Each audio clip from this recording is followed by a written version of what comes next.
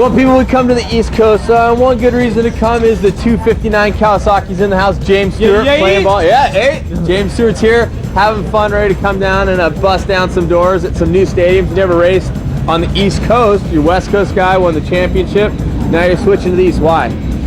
Just for more practice. You know, when I step up next year to the 250 class, just more practice. You know, I'll be used to both dirts and all that. So, you know, hopefully I can continue what I left off in outdoor, and hopefully I'll be on winning. And we'll see. I felt good today, you know, practicing and all that, so it should be good.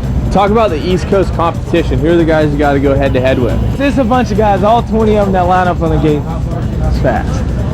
So what are you expecting from these courses? I mean, you're riding on the West Coast, a lot of hard pack tracks, not a lot of ruts. This is the first event, already got lines going. It's way different style, but you're from Florida, so you're used to riding in some ruts. No, I take that back, dude.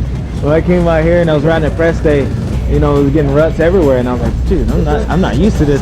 And even today, you know, the wood's breaking down, and I leave my track hard because I got to ride there all weekend. These guys, they get out and come out in the middle of the night, you know, fix it up and do all that, you know, where it's all pretty and stuff for the, you know, for the fans. I got to ride on my track all day long, so I'm telling you the truth, I'm not used to ruts. Well, I don't want to bring up bad things, but last time we were racing Supercross, you crashed, and you know, is it good to be back out on the Supercross track at a real race? It's kind of like, if you think about it, it's scary, but you know, I'd have had a lot of hard crashes, so that was just that tops the cake right there. All right. Well, one thing I really got to ask you about is, you know, everybody's, you know, not a lot of guys is running their own style in the pits, you know, and you got the hair going on. Let's hear about the hair a little bit.